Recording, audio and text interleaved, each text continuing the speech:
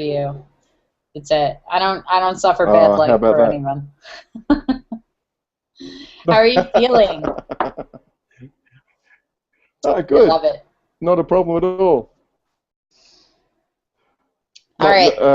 well, like everybody, I guess, somewhat nervous. Are you nervous? Nice to meet you, and face to face. Oh, of course, Don't I've never had my photos critiqued before, and don't be stuff like that. So nervous. it's always, although, oh, well, it's a happy nervous. Put it that way. Yeah. Um, Yeah, my don't be brother nervous. is I is mean, if is you is, is fail, well.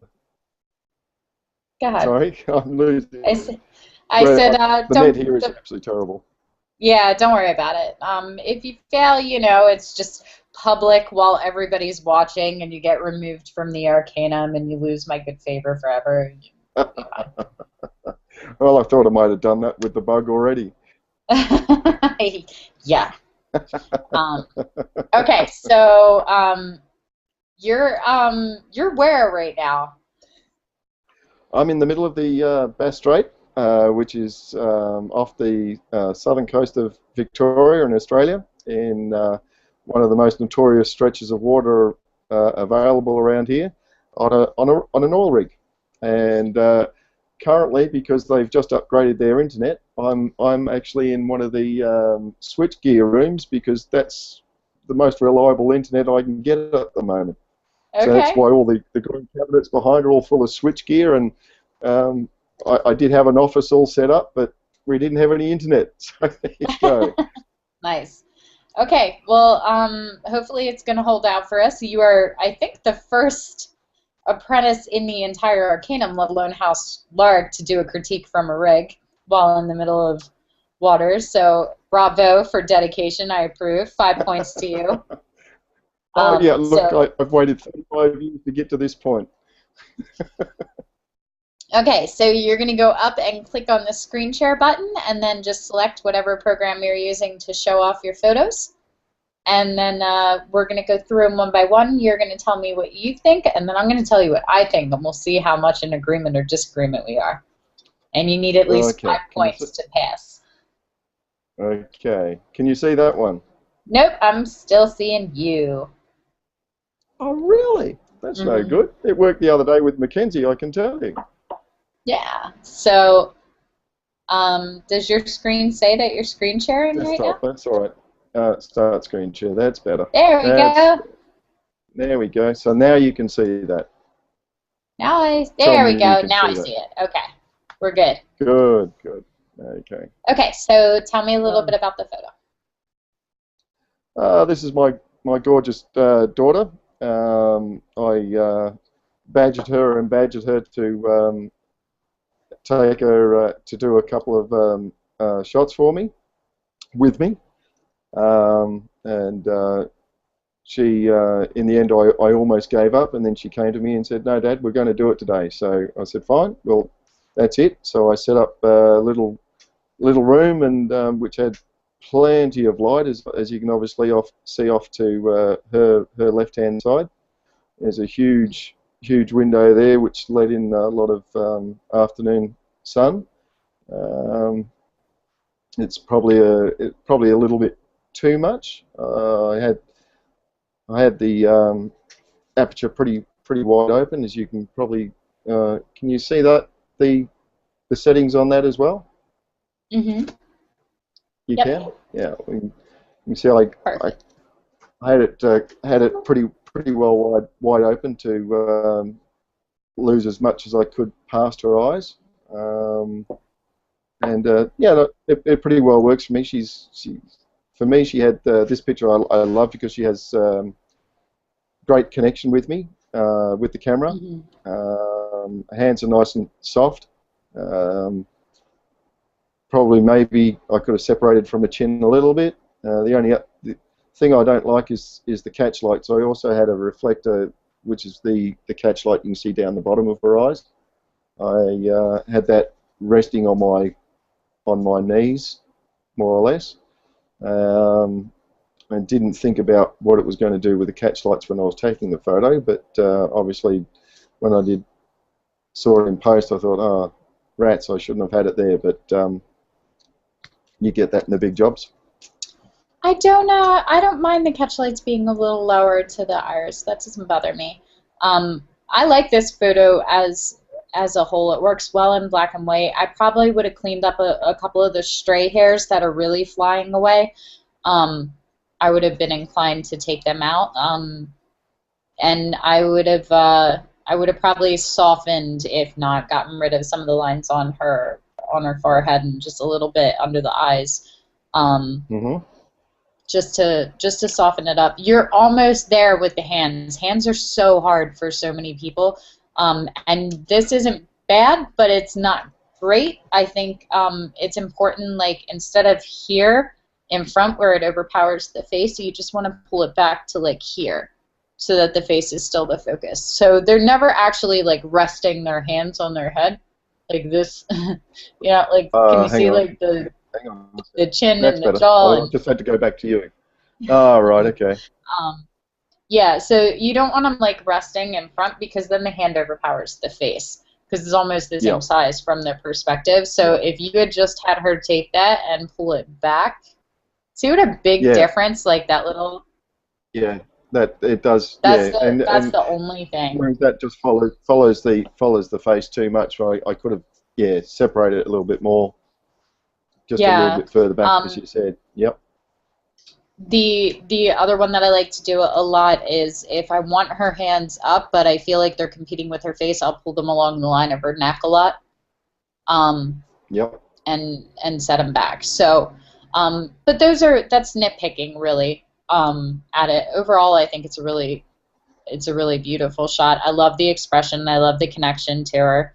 You're absolutely right. She is beautiful. Not that you would be at all biased. No, she's got me worked out. She's a psychologist. What can I say? I really like this one from you, and seeing some of your other work out and around, I'm gonna give you a very high 2. It almost makes it into the 3 for me, but I think you can do better. Yep, that's fair enough. I'll cop that one. Yeah. But it's a commendable photograph. It's not quite into the exceptional category yet, but you're getting there. You're approaching it. So, yeah, okay, next shot. Okay. Same day. Changed the background slightly. Big mistake here that I didn't do was to flag off the window that was directly abutting the backdrop. I reckon I could have flagged it. One of the other members actually said I could have probably raised the f-stop a little bit and or moved her further away to get the fall off, but the window is probably about 3 meters wide, so I think the option I should have taken was to flag the light falling on the backdrop and given her a little bit more. I don't like the backdrop. I hate it. Okay, fair enough. I like her, but I don't like the hands are all right, but the elbows don't do it for me. I didn't like the elbows at all. The connection from her chest up is great. I like that. Again, you'd probably pick on the flyaway hair on around her ear area, which is a fair call. But she's got overall the body's got reasonably good shape, except for the arms. That's the only thing that I didn't particularly like about that. Yeah, and part of that too is because when we think men, we think geometric. They're always trying to enlarge their chest and their arms and have a wider upper body. Girls are not. They're always trying to slim their waist and do the hourglass thing. And you can accentuate that a lot with arms. So going back to creating the negative space and all that. Yeah, so that's definitely one way to do it. If you had brought her hands down to her hips and pulled them away from her body, then you would have accentuated the figure. But if what you were going after was her having her arms wrapped around herself, then instead of doing this, where her hands are, well, you've hers switched, but instead of doing this, where you have her hands here and it's kind of a stocky square shape, because can you see this like square that I'm creating with my upper body? Yes. Yep.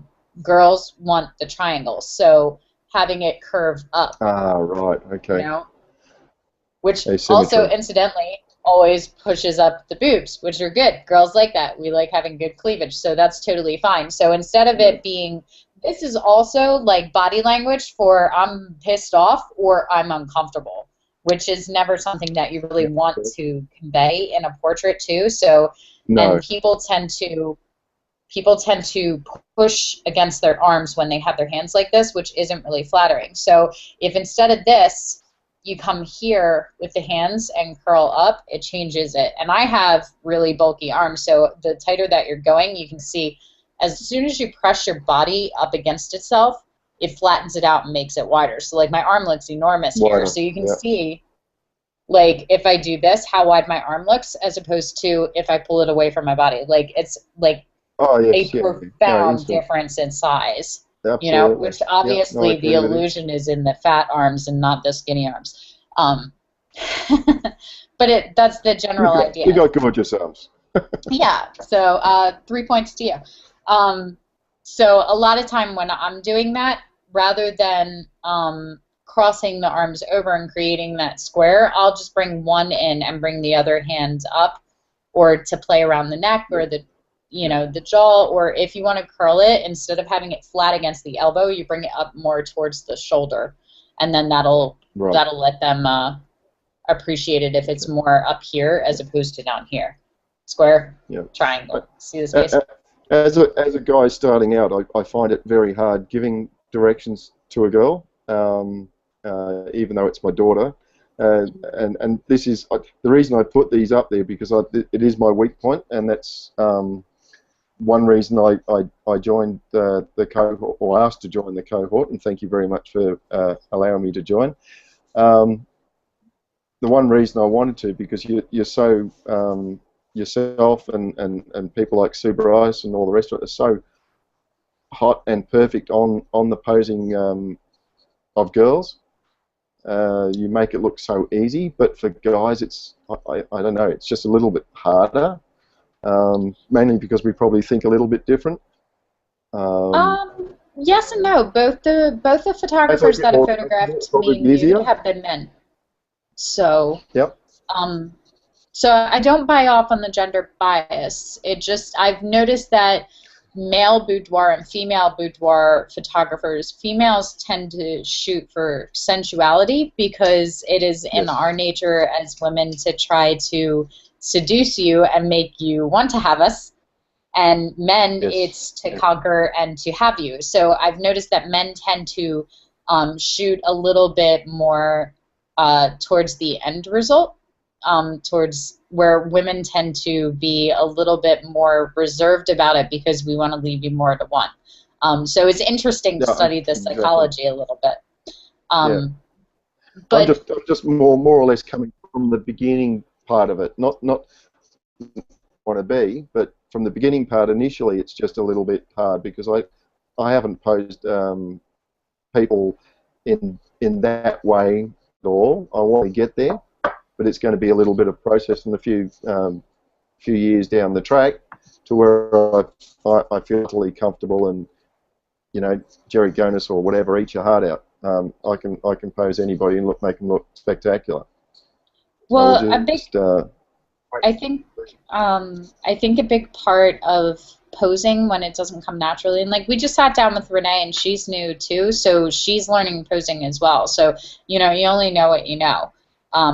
But I think that the biggest misconception with posing is that there's a right way and a wrong way, because that's not necessarily true. It's more understanding why something works. Like, like we just said, when I push my arm against my body, it makes it look really wide. When I pull it away, it makes me look thin. If I have my hands flat against my body, it makes me look wider because your eyes read it from arm to arm.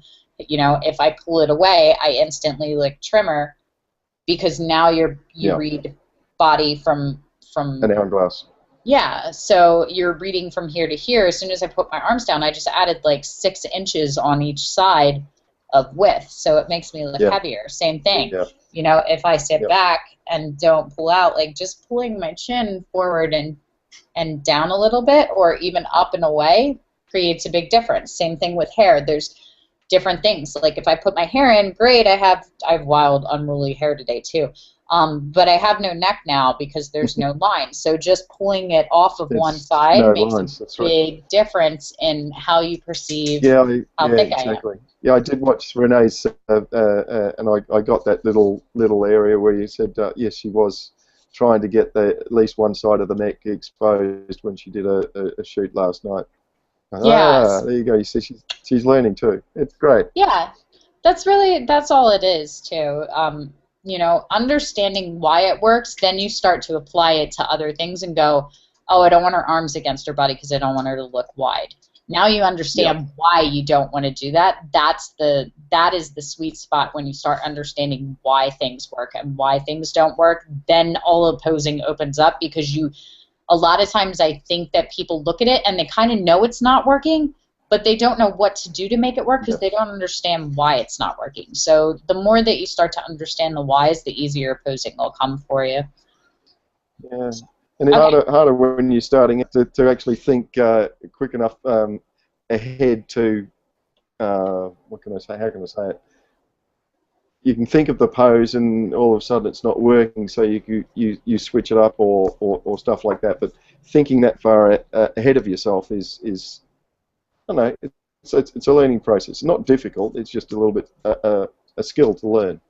Yeah, well, a lot of it is it's subtle things. You don't change the whole pose at once. Like if I had her in this one, the other thing that I'm noticing is that she's doing what a lot of girls do, where she's leaning back on her body.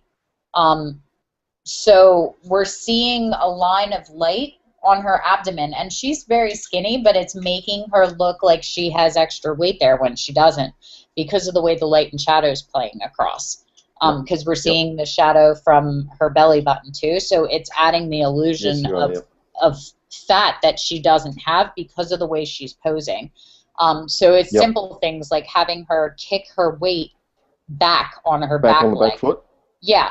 Yes. Exactly. Yeah. You know, I was actually trying that on that shot, but she didn't quite get it. Okay, so that the easiest thing with posing is for you to do what you want her to do. Because telling her how to do it, she won't understand. But if you had stood there and just kicked your weight back, she would have seen it and she would have mimicked it. It's like playing that mirror game that we used to play in school. Yes. Mirroring. Yeah. Yeah, it's the same thing. And it's super fun when you have a male photographer doing it for boudoir. Yeah, and behind the scenes videography is not going to be shooting that day, let me tell you. Exactly. So, but same thing, like kicking the hip back would have changed it. If I didn't like her hands, having me bring one of those hands up to her neck or the line of her dress, you know, like there's subtle little things. It's like putting a puzzle together until you get it. Like that works. Okay, we fixed the lower part of her body. Something's not working with the arms. Let's try pulling it up. Let's drop the other hand down. It's a variety of poses until you get it. But when you get it, you will know. Like you'll hit that spot where it's like everything works, and you'll be like, ooh, ooh, ooh, right there, hold it. That's what you're looking for. Yeah. So. Yeah, I must admit, I have watched a bit of Sue Bryce when she's in action, and the subtle differences and how quick that the shape changes when she's doing something like a flow posing and stuff like that is just, it's subtle, it's quick, and you have to be prepared to hit it when it is there, or get them to repeat it. Yep. It is good. Yeah, no, you can see it. So what are you going to hit me for on this one? I agree with you about the backdrop. I'm not loving on the backdrop. I don't think there's anything terribly redeeming about it. I would have liked to have seen it shot at different settings, and maybe like you said, flagging that window so that we didn't have all the texture, so that it was just a black backdrop behind her. Yep. The arms need a Agreed. little bit of adjustment. I'm just not particularly fond of the pose in general, and I would have been Yep. inclined to turn her towards the window a little bit so we wouldn't, like, the major light right now is on the bridge of her nose and the underneath. And Yes, I've never yes, had yes, anybody it's come in and tell me that their favorite feature was is the the bridge of their nose. So it's usually the eyes and the lips. Like, those are the things, Yep. you know, those big Yep. bedroom eyes and those big pouty lips. Like, those are the feminine features everybody likes. So if we had taken her and turned her to the light a little bit, I think we would have caught a lot more life in the eyes. So I'm going to give you a 1 for this one. Okay. I think, No, I kind of figured you'd do. yeah, I I see agree with where you. you were going. It's got promise. It's not like a lost cause, but it's one that I'd like to see you redo. Yep. Yeah. Yep. Likewise. So we'll actually see you next week. So there's a possibility. Good. Next there one. you go. Next one. Okay. This is down at on the southern coast of Melbourne, a place called Cape Shank. It opens to the Bass Strait. A bit wild and woolly. Where that foreground, the background of rock that the rock actually, the pulpit rock sits on, is actually usually underwater. The tide was coming in on this particular day. When we actually finally packed up at about 5 o'clock, that rock that the photographer was standing on was probably about 9/10 underwater as well. So it was coming in pretty fast and pretty quick, and we had to skedaddle before the sun rose, and we got thoroughly drenched. It looks to me at this point, it actually looks a little bit blown out on the left-hand side above the photographer. I have it actually printed up on aluminium on the wall in my house, and it doesn't look anywhere near as blown out as it does here. It actually looks quite good, actually.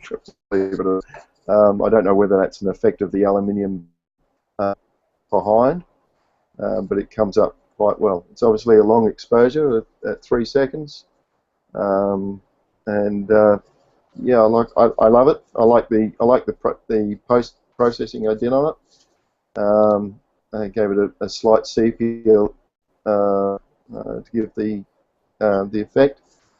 I vignetted it a little bit, not too much, mainly to soften the blowout. The sunrise was actually on the left hand side, obviously. But yeah, your thoughts?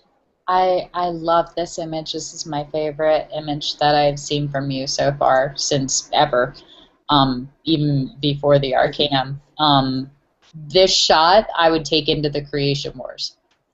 I just think it's a really strong shot. Yeah, it's a beautiful shot. I love that it's got this semi-silhouette thing going on, but that there's still all the texture and the rocks and the motion in the water. And I do agree with you. It does look a little blown out, so it looks a little uneven to me because you just want to kind of float off the one side of the image because it's so bright. I'd be inclined to maybe create some layers and flip the image and just pull some of the darker sky and clouds in just to even that out just a little bit. But that's really my only critique at all in it. Yeah, I'm not comfortable. Really I'm still learning Photoshop, so I'm not really comfortable with. I don't know the ins and outs of creating layers, Ethan, and all that sort of stuff. I need to probably sit with my dear brother for a day and a half, and he will no doubt be able to sort me out in no time flat. But he's in Perth and I'm in Victoria, so we don't get to see much. If only we had access to like an enormous library of all kinds of videos that teach you things like Photoshop. Oh, we do. Isn't that strange? I know. Oh, great! Exactly. Because there's the Grand Library in the Arcanum. No, but it is. It's a learning process. Yeah, so that's what I'm looking at it. For you to feel like you're not doing not exceptionally versed in Photoshop and still getting this kind of end result to your images, I think is really a good sign. Because imagine what you'll create when you feel like you're well versed in it. And like I said, like that's just me nitpicking. That'll be good. That's really the only critique that I have. Maybe just a little bit more texture. Like we have such good texture and contrast and definition in the rocks below the photographer. I think I would like to see just a little bit more in the main rock because he's kind of standing out there like this monument or statue. That I'd like to see a little bit more from him, but I also don't know. You may do that, and then I'll decide that I don't like that. So, but I would be curious to at least see it. So, this is your best image that I've seen so far. So you get a 3 on this one. I think it's exemplary work.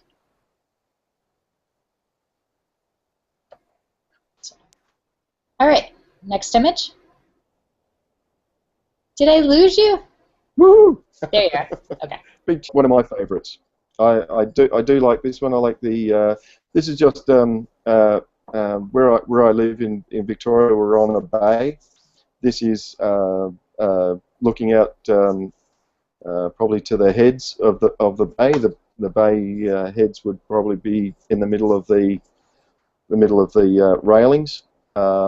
There is actually a boat out there. You can, if you follow the line of the jetty out, there is a boat on the horizon there, but you can't see that. I love the tonality of this. I like how it goes from the blue down below, goes to the sunrise, which looks a little bit blown out.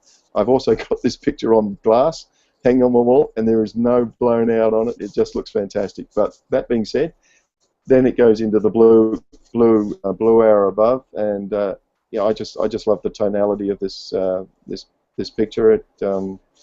It just so peaceful to look at. I could just sit down and look at it for a long time. Yeah, I totally get why. I like the colors. It's very, very soothing.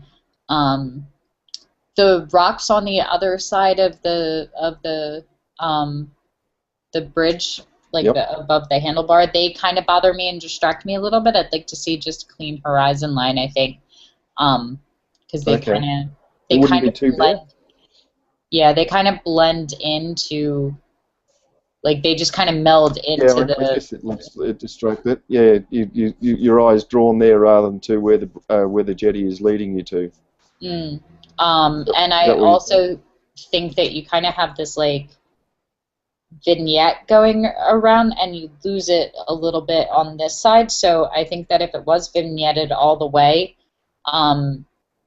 like you can see the blues almost come down to the horizon line in the sky on the one side and not on the other. So I feel like it wants to pull you off that side as opposed to bringing you right down center to the end of the walk. I think that's probably a product of the. I get what you're saying totally. I think that's a product of the sunrise itself. The sunrise is probably off to the left a little bit. So perhaps I should have probably put put a vignette on it and put the center off to the right to counter the left-hand side, or off the other way. But overall, I think it's a very pretty image. It's not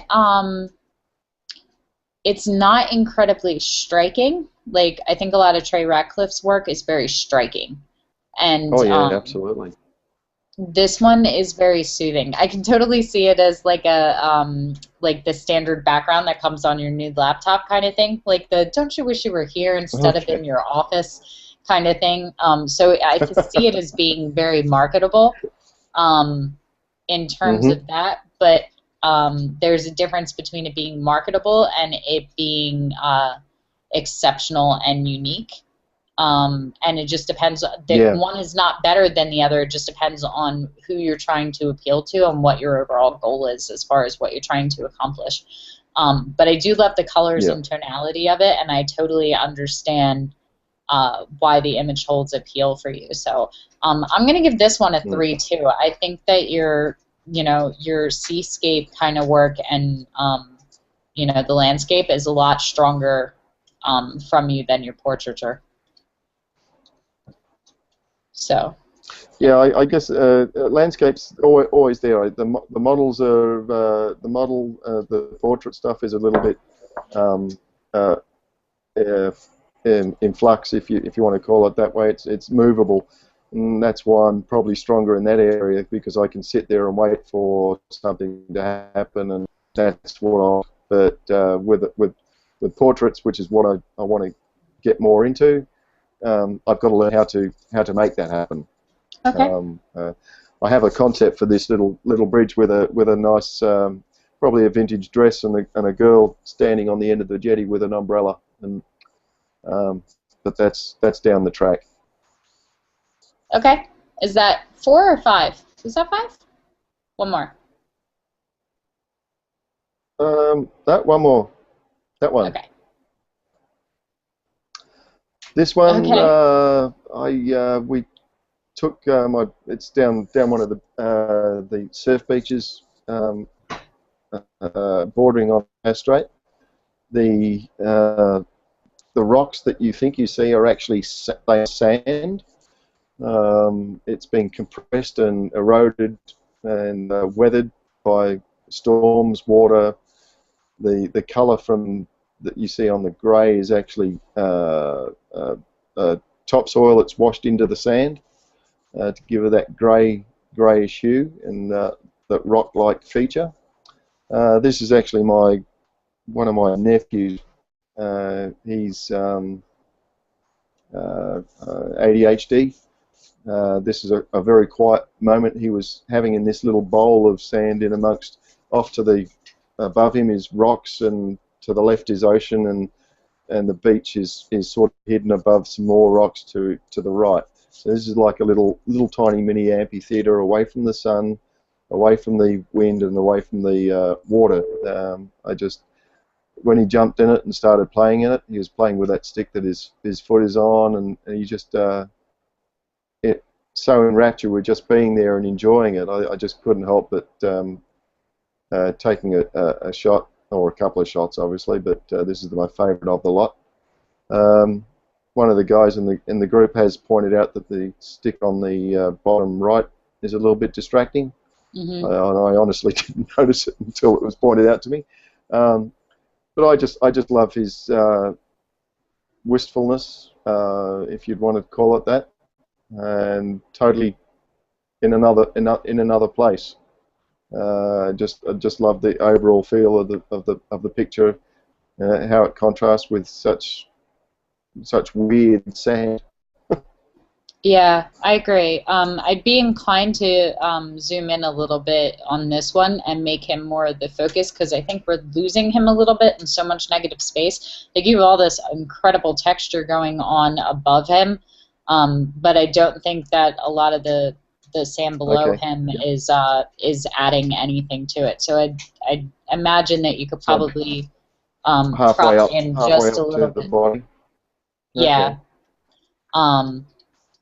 I love the idea of it. And this is one of those things where he was kind of in his own element, and you captured a moment, so it is what it is. Yeah. So yeah, like I actually think that that's stronger with more the top than the bottom.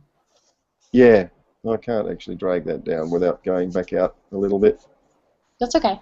But you get the idea. Yeah, I think zoomed in, it's a stronger image. Yeah, I get what you mean. Where the cursor is there, probably crop into about there, so you're getting more of that, but less of all down the bottom. Yeah, I get that. Because you're capturing a moment, it is what it is. If it was a portrait shooter, a shot where you were directing him, which you probably would have lost some of the serenity then. But his arms are making me crazy. Like he looks uncomfortable to me. And kids are never uncomfortable. They're in the most ridiculous poses all the time. They're like, fine about it. But his shoulders being all hunched up, and them being kind of parallel to each other, like if it was I'm just relaxing and chilling in this very unconventional location, you know, bringing his hands up or having him kind of behind his head, I think would have been stronger. Or I think having him turn towards you and bringing just one arm up and kind of almost having like a dead man's pose kind of thing where he's like in this really, you know, that would also tell an interesting story as well. But overall, I really like it. Regrettably, he's not a child that you could ask to pose. It just wouldn't have washed. But I get what you're saying, and I agree with it. Yeah, you know, and that's part of it too. It's very easy for people to offer a lot of leeway and a lot of forgiveness with anything that takes away from it being a really strong image when they know the story behind it. The problem is that 95% of the people that come across your work don't know the story behind it. You know, they view it raw, you know, and untouched and unexplained, and so the images have to speak for themselves. And I don't think that this one is not speaking for itself, but I think that would have made it a little bit stronger. I love the color tonality, though. I love the sand all over his feet and his pants, and you know, that it's just kind of playing along to that, you know, that like carefree little boy playing in the sand and the dirt kind of thing. The stick by his foot is making me crazy. That would go in the final shot. I would have edited that out. I think it just detracts away from it. But overall, I really like the shot, and this is probably one of my favorite portraits that I've seen from you, where the person is the subject. So I'm gonna give you a 2 for this one. It's a very high 2, though.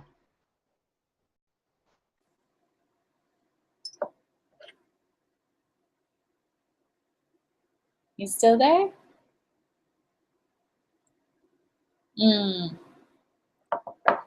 And this is what happens when you do your critiques from a giant rig in the middle of the water.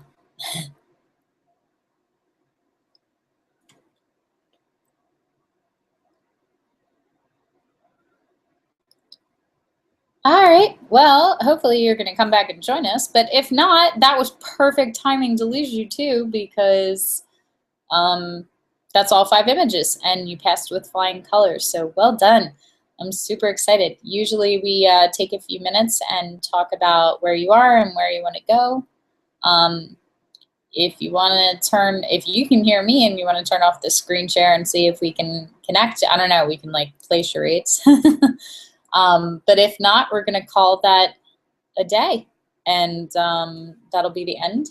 And you're now halfway through your foundation sphere. So I'm going to end this critique so I can hop right into the next one that starts in 10 minutes.